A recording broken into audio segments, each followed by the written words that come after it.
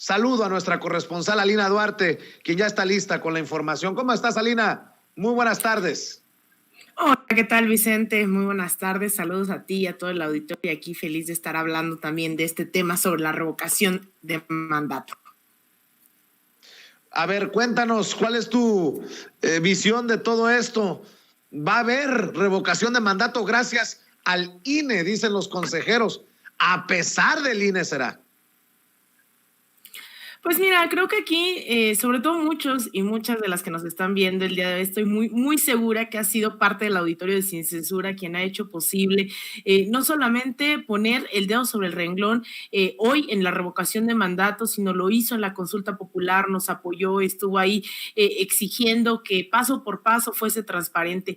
Hoy la revocación de mandato se presenta como una oportunidad, a mí no me queda duda alguna, una oportunidad única en la democracia de este país, en donde tenemos por primera vez la oportunidad de decir no o ratificar a un presidente que ha dicho pues al pueblo, con el pueblo todo, ¿no? Sin el pueblo nada, y ahí está el pueblo respondiendo. Los que no están respondiendo a la altura de las circunstancias, a la altura del momento histórico y sobre todo respondiendo a reformas que han sido pues brutales, en ese sentido impactantes, que hoy tengamos la posibilidad de estos mecanismos, de estos ejercicios democráticos, pues ha sido el INE. El INE en múltiples ocasiones nos ha demostrado que se ha vuelto más de un obstáculo, vaya paradoja, el órgano, el máximo órgano que se dedicaría a promover, a garantizar la democracia en este país, electoralmente hablando, resulta que se vuelve uno de los obstáculos.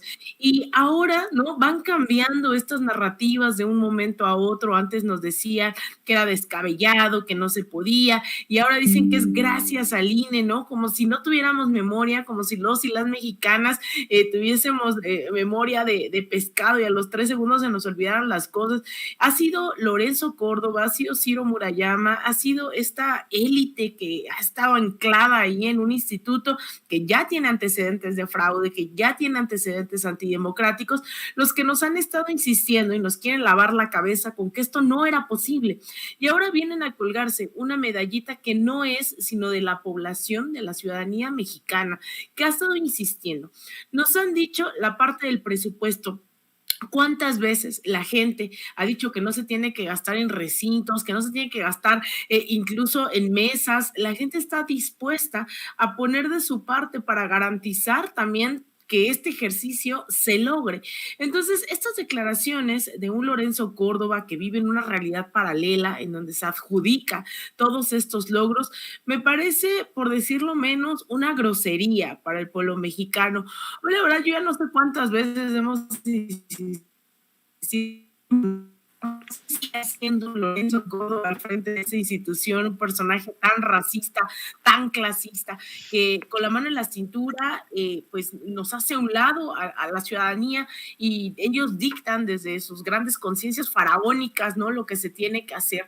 Yo creo que hay que agradecerle todos los días que hoy, a 3 años de este gobierno, y que ha sido también motivo fundamental para que esto pase, la ciudadanía cada vez se informa más, cada vez debate más, está dispuesta a movilizarse, y yo creo que a eso hay que apostarle en un futuro, a que la gente siga determinando ¿qué tiene que hacer el Instituto Nacional Electoral? ¿Qué tiene que ser el Instituto Nacional Electoral? ¿De qué estamos hablando cuando hablamos del árbitro garante de la democracia en este país? Yo creo que todavía podemos presionar mucho más, que esto de la revocación de mandato nos sigue dando otra posibilidad de desmentir quién es Lorenzo Córdoba, cuáles son sus intenciones, pero sobre todo hay que estar muy al tanto de cada uno de los pasos que están dando estos personajes, no solo de cara al 2024, sino de cara al país que queremos construir. Y este organismo de plano no ha estado funcionando. Hay gente que trabaja ahí que es muy valiosa, pero si las directrices, ¿no? Con este personaje, con Lorenzo Córdoba, pero sobre todo que lo trata, el mismo INE lo caricaturiza casi con este pimiento morró que dicen que es un chipotle, ¿no? Yo creo que hoy la ciudadanía está muy atenta, y a eso hay que seguirla apostando, a seguir con lupa cada uno de los detalles que hacen este tipo de funcionarios. Así es. Oye, Alina, pues sin rehuirle a la polémica, a la controversia, déjame preguntarte tu opinión acerca de las declaraciones del presidente Andrés Manuel López Obrador sobre Carmen Aristegui, sobre Loret, sobre esta investigación, sobre ahora también hay que hablar de Penilei Ramírez, la corresponsal de Univisión y columnista de Reforma, que es entrevistada por diferentes medios como la propia Carmen Aristegui. Déjame rescatar dos audios para que hablemos de todo esto que está pasando. Uno es del expresidente de Ecuador, Correa, Rafael Correa, entrevistado en La Hora de Opinar en Televisa por Leo Zuckerman, en donde le puso una arrastrada al conductor de ese espacio por lo que dijo. Fue a la casa de los horrores, Televisa, para decir esto en su momento Rafael Correa, pero creo que es muy importante en este momento histórico tomarlo para el análisis, y le agradezco al querido Hans Salazar que lo haya rescatado ayer en redes sociales. Escuchen, por favor. Estaba al inicio. Déjeme preguntarle sobre su relación con los medios de comunicación. Sé que fue pues problemática, por ponerle un adjetivo. ¿Cómo usted está haciendo problemática esa relación? No, aquí no hemos tenido esa problemática, la verdad. ¿Qué pasó? ¿Qué pasó con usted y los medios de comunicación? ¿Por qué se pelearon? Es que no es tan simple el asunto. No son medios de comunicación, son medios de manipulación. Son los guardianes del status quo, no nos equivoquemos. En Ecuador y en gran parte de América Latina esos medios pertenecen a unas élites que siempre nos han dominado y van a tratar de destruir a cualquier gobierno que intente cambiar las cosas. Son los guardianes del status quo, pero también cae en una gran inconsistencia, ¿no? Yo creo que ningún periodista tiene derecho a mentir, a manipular en nombre de la libertad de expresión, pero además están asumiendo un rol político, pero no quieren aceptar respuestas políticas. Ellos le pueden decir todos los días al presidente inepto, ladrón, corrupto, y usted no le puede decir incompetente porque está atentando contra la libertad de expresión. ¿De qué se bajen de esa nube de rosada? Si asumen un rol político, que sepan soportar respuestas políticas. Pero no es papel de los medios, de la prensa en particular, criticar al poder. ¿Y quién está contra eso? La crítica inteligente, como la suya, bienvenida. Pero no critican, mienten. O sea, no porque sea opinión, puede ser en base de hechos inventados, ¿no? Entonces, yo estoy contra el gobierno de Correa porque Correa es un corrupto y tiene cuentas en Suiza. Bueno, demuestre las cuentas en Suiza. Sí. Eso no es opinión, eso es calumnia. O sea, los hechos. O sea, la verdad nos hará libres. América Latina es muy tolerante con la mentira. Es una gran diferencia con el mundo anglosajón. Y nuestra prensa miente y no podemos permitirlo. ¿Y entonces qué tiene que hacer el gobierno al respecto, presidente? Mire, incluso desde el no está fácil, desde el punto de vista democrático, es un problema complejo, pero yo creo que es más importante que enfrenten los movimientos progresistas y la propia democracia. Porque una buena prensa es vital para la democracia. Una mala prensa es letal para esa misma democracia. Los medios nos han robado la democracia. El sistema que tenemos, sí, el sistema que tenemos actualmente es un sistema de equilibrio de poderes, ¿no? Montesquieu, 240 años. Sí. ¿Cuál es el contrapoder de ese poder inmenso que se llama poder mediático? Entonces, algo anda mal ahí. Y cuando hay un contrapoder, se requiere control social de ese poder. Pero tiene eso más poder el Estado. Tiene más poder un presidente que es el jefe de... ¿A poco no es relevante, son relevantes estas declaraciones de Rafael Correa en este momento histórico para el debate público, querida Lina?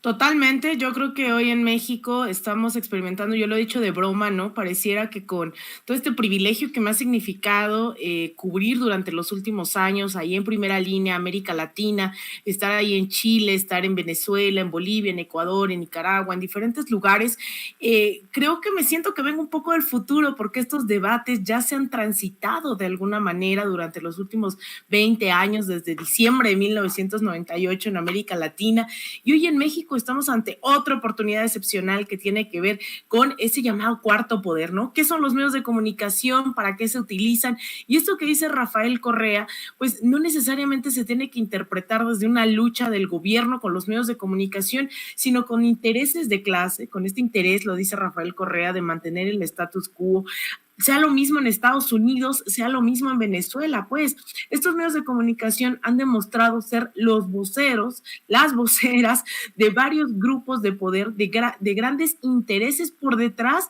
de solo estar al frente de un micrófono. Se sabe que hay una responsabilidad ética también dentro del trabajo periodístico, que además el cómo comunicamos, el cómo generamos las discusiones, tiene que ver como estos debates de dónde venimos. Evidentemente, un locutor campesino de la sierra en Guerrero no va a tener la misma perspectiva que un medio de comunicación que fue creado para golpetear, ¿no?, al gobierno que se diga progresista en turno.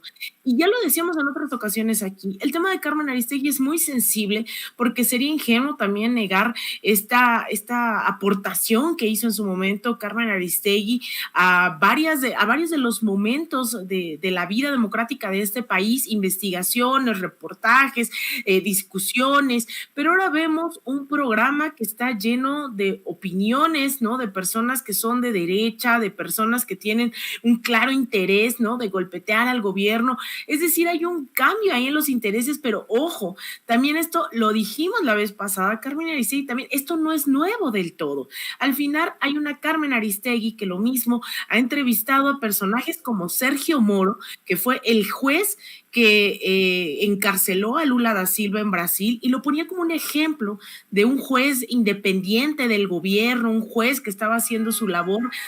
Retomó las noticias en Bolivia del golpe de Estado, hablando, ¿no?, de si había o no autoritarismo cuando se estaba gestando un golpe de Estado y había masacres en las calles de Bolivia.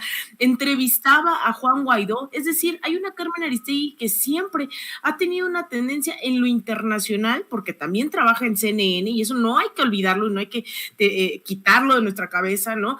Es una Carmen Aristegui que también en la agenda internacional se ha dedicado a justificar intervenciones, golpes de Estado. Entonces, esto no es nuevo. Y hoy lo que nos demuestra en el debate es que, si bien yo lo he dicho, a mí no me parece que el presidente tenga que decir tu trabajo es bueno o es malo, lo que sí puede decir es la gente está tomando partido, ¿no? Y dejarlo ahí, porque hoy la sociedad también está en eso. La sociedad no está esperando a que Andrés Manuel califique o no el trabajo de los periodistas. Hoy la sociedad me sorprende mucho, la gente hoy está diciendo quién es Carmen Aristegui, quién está en Sin Censura, quién está en Televisa, quién está es decir, esta idea de la historia nos juzgará es totalmente real, y es un debate que al retomarlo de Rafael Correa, hoy, si se perdió también parte de la sucesión del correísmo, además de la traición de Lenín Moreno a Rafael Correa, Andrés Arauz no ganó en las elecciones pasadas, que era el candidato del correísmo el año pasado, no ganó gracias a los medios de comunicación que se la pasaron diciendo que iban a ser como Venezuela, la misma cantaleta, que iban a tratar de quitar el dólar, es una sociedad dolarizada y que lo querían quitar, que era peor que Chávez, Andrés Arauz. Es decir, hubo toda una campaña que se ha venido repitiendo y que evidentemente México, dudo, pueda ser la excepción. Así es, pero no es el único audio que rescatamos de las benditas o malditas redes sociales. Aquí hay una mesa de diálogo en donde está Carmen Aristegui, Sergio Sarmiento, Denise Merker, si recuerdo bien está Ciro Gómez Leiva, Joaquín López Dóriga, y se dicen cosas como esta. Por cierto, ¿qué le pasó a Sergio Sarmiento? Si, nótese mi sarcasmo, si tenía tal claridad para decir las cosas así hace algunos años, pues, ¿qué le pasó en el camino? Vea y escuche, por favor. ¿Cuál debe ser? Porque los medios muchas veces mentimos, a veces adrede y a veces por otro tipo de razones, por supuesto. ¿Cuál debe ser? Debe ser una legislación buena sobre difamación y calumnia. O sea, si yo digo una cosa en un programa de televisión que afecta a Denise, a Ciro, a Carmen o a Joaquín, ustedes deben poderse defender diciendo, Sergio, tú dijiste esto es falso, retráctate o yo te voy a demandar. Pero todos sabemos que la legislación en México es sumamente imperfecta en cuestión tanto de calumnia como de difamación. En lugar de crear estos organismos de censura como se han planteado en la Cámara de Diputados, que son entes que van a ejercer una censura por parte del gobierno, por parte del Congreso, lo que debemos tener es buena legislación de calumnia y difamación para que seamos los individuos los que nos podamos defender precisamente de la calumnia y la difamación. Sergio, esa frase de a veces mentimos deliberadamente me suena rarísima, ¿no? Digo, yo creo que yo no veo cuándo hemos mentido deliberadamente. ¿Tú crees que, o sea, por error. ¿Tú crees que ningún medio en este país ha mentido deliberadamente? No, nunca? no me quiero meter con ningún medio, pero yo creo que aquí en Canal 40 mentir deliberadamente. No, yo estoy hablando de los medios en general. No estoy diciendo Canal 40, no estoy diciendo Televisa, TV Azteca, Imagen, los periódicos. Yo sí creo que se miente muchas veces en los medios y creo que se miente deliberadamente en algunas ocasiones. A ver, un ejemplo. Pero vamos a suponer un ejemplo, porque eso es provocador. Vamos a suponer que se mienta por razones de lo que tú quieras. Vamos a suponer que yo digo que una persona es culpable de narcotráfico y que resulta que no tengo pruebas para ello. Creo que la persona se puede defender, debería poderse defender por una ley de calumnia y difamación. Una mentira es una calumnia. Es una calumnia. La calumnia es un hecho falso atribuido a otra persona. Sí, lo que quiero decir, no estoy atenuándolo. Sí. Yo, por ejemplo, recuerdo el caso de La Jornada, una demanda que en lugar era por un verbo, ¿te acuerdas? Fue el caso por Ricardo Salinas, que supuestamente Ricardo Salinas había contratado a una persona. Bueno, mi querida Alina, para mí es revelador que las Denise Merker, que los Ciro Gómez Leiva, no escuché a Carmen escandalizarse como a Denise Merker, a Ciro Gómez Leiva, a Joaquín López Dóriga, porque uno de ellos dice que hay medios que mienten deliberadamente. ¿Cómo? ¿Dónde? A ver, danos. Y la pregunta es en serio o se hacen? Pues claro que se ha mentido deliberadamente y algunos de esos que estaban en la mesa han mentido deliberadamente. El caso más emblemático de las fake news es Joaquín López Dóriga, pero tampoco me digas que fíjate nada más, esa soberbia, yo escribí algo, la soberbia de los que piensan que son dueños de la verdad absoluta es lo que nos tiene aquí en este debate, mi querida Alina. Se escandalizan por escuchar sus verdades. Y bueno, otro que debería de hacer mea culpa es el que dijo lo que dijo Sergio Sarmiento, Alina. Mira, Vicente, yo no sé, o sea, si así son o se hacen, como dices, estos personajes hoy están inscritos en la historia de México como aquellos que han mentido por acción o por omisión al pueblo mexicano. ¿Quién se cree Merker? ¿Quiénes son los Ciro Gómez Leiva? Esto del teacher, ¿no? O sea, López Dóriga, estos personajes que se han colocado en un ala no solamente ideológica, sino en un ala política, ¿no? De la historia mexicana, en donde han tratado sistemáticamente de generar sus verdades, de generar sus historias, de crear un mundo paralelo donde ellos y ellas son quienes tienen la total razón. Y aún así caen en la desesperación de vez en cuando. Los argumentos, ¿no? Entre comillas, que pueden llegar a tener, que pueden llegar a dar en pseudoinvestigaciones, no les alcanza ni para convencer, porque al final ese es uno de los objetivos de estos periodistas, ¿no? De estos comentócratas o de estos opinólogos, al final de tratar de convencer a la ciudadanía de algo que no está pasando, de convencerlas de quién es el malo de la historia, pero también ahí han caído en esa desesperación y al final estas pantallas que se tratan de crear de quién es el bueno y quién es el malo, al final terminan explotándoles en la cara. Y hace unos días escuchábamos también a López Dóriga diciendo pues que la oposición no está, ¿no? No hay una oposición que al final le siga el paso, porque hay que decirlo, hay veces que estos personajes tienen unas campañas mucho más avanzadas estratégicamente, políticamente, narrativamente, tienen unos discursos mucho más elaborados que la misma derecha electoral, que tendría que abrirse paso, ¿sabes? En América Latina, en la historia, lo que nos ha demostrado es que son como una bisagra estos grupos de la derecha electoral, estos grupos de las oligarquías y los medios de comunicación, pero hoy van avanzando totalmente desfasados, los medios por un lado, con Broso, con Loret, con Denise Merker, con parte, ¿no?, del elenco que se presenta en Carmen Aristegui en sus mesas de debate, también por otro otro lado están los oligarcas que no se ponen de acuerdo si sí o si no, el Consejo Coordinador Empresarial, los Ricardo Salinas Pliego, y por otro lado estos medios, pues, o sea, todos están avanzando totalmente dispar, los del PRIANREDE, los de Sí por México no terminan de cuajar al mismo tiempo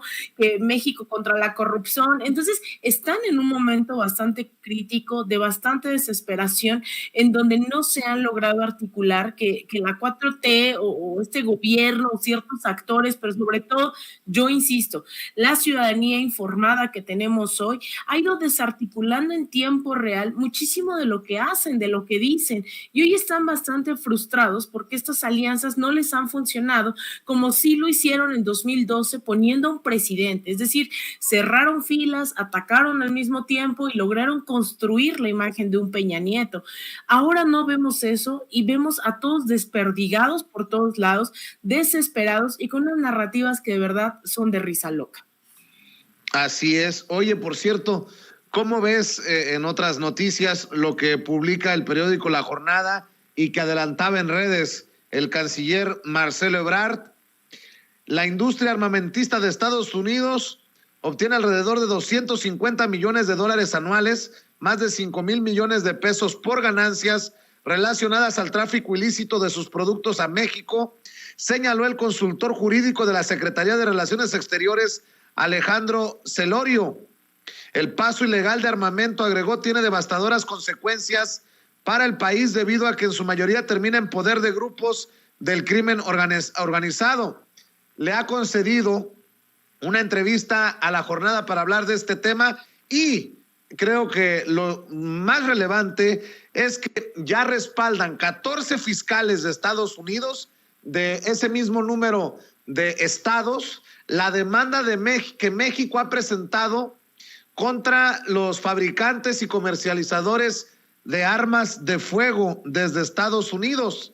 En entrevista con La Jornada para hablar de las expectativas en la demanda civil interpuesta por el gobierno mexicano ante una corte federal de Massachusetts contra un grupo de fabricantes de armas estadounidenses, esto luego de la réplica de México a la posición de los demandados presentada el lunes pasado, Celorio indicó que se cuenta con evidencia para acreditar la negligencia de los armeros en la promoción y comercialización de sus productos. Si se llega a dar un campanazo, no sé cuándo, si en unos meses, en unos años, porque puede tomar el camino largo este proceso, sería histórico e importante en esta lucha contra el tráfico de armas que tantas muertes deja en nuestro país. Es un tema no solamente importante, urgente, Alina. Es un tema importante, urgente, con todas las aristas necesarias como para ponerlo sobre la mesa. El tema del tráfico de armas también hay que tenerlo muy claro. Puede llegar a tener, a enfrentarnos, a confrontarnos directamente con grupos de muchísimo poder en Estados Unidos y también aquí en México. El tema del tráfico de armas no es cualquier cosa. Hay asociaciones como la Asociación Nacional del Rifle en Estados Unidos que invierte millones de dólares en hacer el llamado lobby, que aquí es chistoso, ¿no? Porque allá le dicen lobby y acá vienen y le dicen corrupción, pero bueno, allá es legal, ¿no? Que sea público, cómo financian las campañas de senadores, de congresistas, del mismo presidente en ese momento. Recordemos, esta Asociación Nacional del Rifle destinó más de $30 millones a la campaña de Donald Trump en su momento. A Marco Rubio en Florida, la Asociación del Rifle, es alguien que le paga millones de dólares al año con tal de que sigan legislando porque en Estados Unidos vayan, y la gente, mucha gente que nos ve seguramente sabe, ¿no? Que es más difícil comprar una botella de alcohol en algunos establecimientos que un arma para jóvenes de 17, 18 años. Esa lógica de armar a la población, pero de no hacerse cargo, ¿no? De las consecuencias consecuencias que esto tiene es algo que nos ha venido pues mermando durante muchísimas décadas hoy en el país. Recordaremos este episodio de Rápido y Furioso durante la administración de Calderón y de Obama, que pues no supieron dónde terminaron las armas después de que asesinaran a agentes de la DEA, ¿no? Aquí en México. Es decir, es un tema muy delicado en donde incluso el tema de las armas es uno de los principales motores de la economía estadounidense, y que por eso no es casualidad que vayan y hagan guerras por todos lados, porque eso inyecta muchísimo dinero al gobierno de Estados Unidos, ¿no? La producción y distribución de las armas, no solamente en Estados Unidos, sino en el mundo, pero nosotros pagamos las consecuencias, ¿no? Así como muchas veces las adicciones de drogas en Estados Unidos generan muertes en México y América Latina. Bueno, el tema de las armas es así. Yo celebro que hoy se esté tratando de poner límites en ese sentido. Es algo que ha estado en la mesa durante muchos años, que no ha tenido éxito, no ha prosperado por la cantidad de intereses en medio de esto, por la cantidad de amenazas también de grupos del crimen aquí en México, por la cantidad de intereses en Estados Unidos, y hoy en México se está intentando. Pero yo no desestimo, y no quiero decir que tengo una bola de cristal, no desestimo que los ataques por tomar estas iniciativas vayan a ser muy costosas en términos políticos de estos grupos de poder que en Estados Unidos no se manejan como amenazas, se manejan solo como otros actores políticos de la vida en Estados Unidos, siendo que ellos sí amenazan, ellos hacen lobby, ellos bloquean iniciativas, y qué bueno que hay representantes en la Cámara, en el Congreso en Estados Unidos, que hay en el Senado, que haya esos otros actores políticos que estén tratando de respaldar. Insisto, esto no es nuevo, pero siempre ha tenido muy poca visibilidad o ha fracasado en el intento, así que tenemos que estar muy al pendientes como sociedad mexicana también de sumar a este debate, que no va a ser fácil, que apenas estamos gateando en el tema del tráfico de armas, pero lo que ha provocado a nivel nacional de verdad es impresionante. Si públicamente miles de personas en Estados Unidos mueren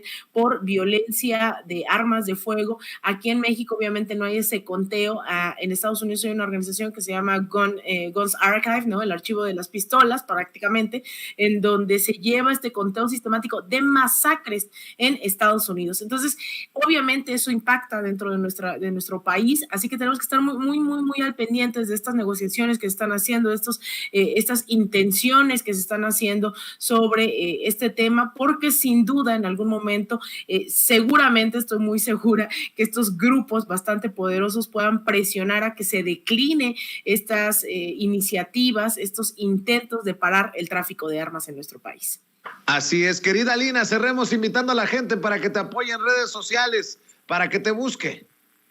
Muchas gracias, Vicente. Pues yo les agradezco que me sigan en Twitter, en @AlinaDuarte_, en Instagram me encuentran como _Alina Duarte, también en mi página de Facebook.com/Alina Duarte Periodista, y en mi canal de YouTube, Alina Duarte. Por yo me despido, te mando un abrazo a ti, Vicente, a Toño, a todo el equipo de Sin Censura y esta audiencia tan maravillosa, y nos vemos a partir de mañana en Sin Censura Nocturna.